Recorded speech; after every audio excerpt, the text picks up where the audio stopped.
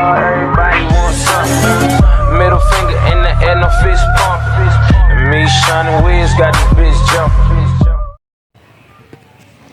Assalamualaikum warahmatullahi wabarakatuh. Perkenalkan, nama saya Laude Muhammad Faisal Fatahillah dengan NPM 1822010883. Di sini saya akan menjelaskan tentang multi attribute decision making.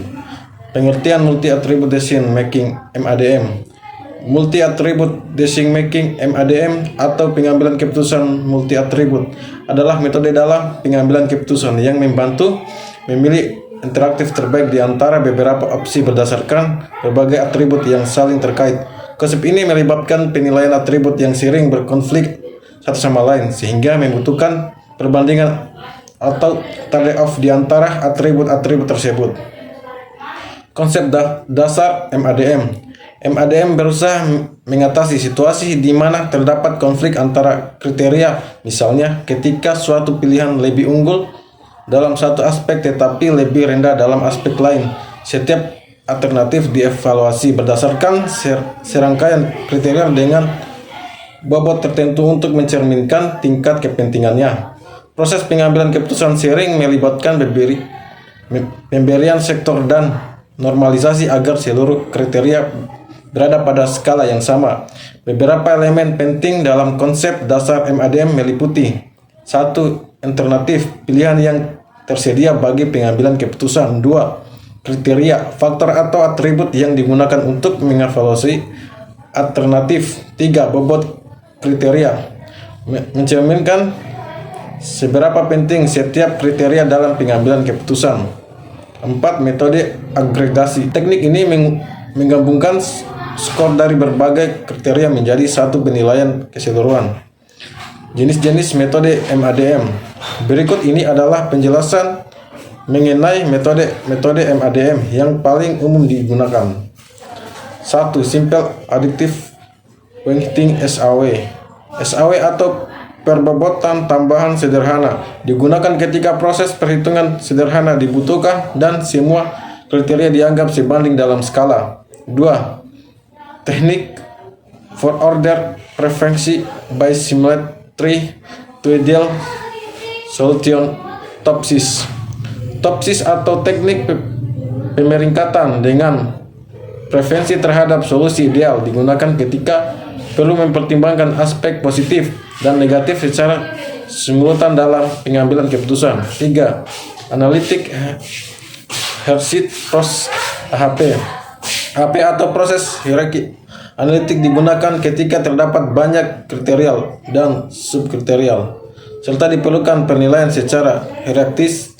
Berikut ini adalah penjelasan mengenai metode-metode MADM yang paling umum digunakan. 4. Weighted Product Model (WPM). WPM atau model produk tertimbang digunakan ketika hubungan antara kriteria dianggap lebih baik dievaluasi dengan pendekatan berkaitan daripada penjumlahan. 5. For order preference by similarity to ideal solution topsis. Topsis atau eliminasi dan pemilihan berdasarkan penerjemahan realitas digunakan ketika keputusan bersifat kompleks dan melibatkan kriteria yang tidak dapat dibandingkan secara analisis. Heuristic Process (AHP). AHP atau optimisasi multi kriteria dan solusi kompromi digunakan ketika pengambilan keputusan perlu mempertimbangkan kompromi antara beberapa kriteria yang bertentangan. Tahapan proses pengambilan keputusan dengan MADM. Berikut ini adalah tahapan-tahapan utama dalam penerapan MADM. 1. Identifikasi alternatif dan kriteria keputusan. 2. Penentuan bobot untuk setiap kriteria. 3. Evaluasi alternatif berdasarkan kriteria dan bobot. 4. Normalisasi data. 5. Penghitungan nilai akhir alternatif. 6. Penilaian alternatif terbaik. 7. Evaluasi dan justifikasi hasil. Kelebihan dan kekurangan MADM. Kelebihan MADM. 1. Mempermudah pengambilan keputusan dengan banyak kriteria. Yang kedua, memberikan transparansi dan objektivitas. Yang ketiga, cocok untuk berbagai skenario dan bidang.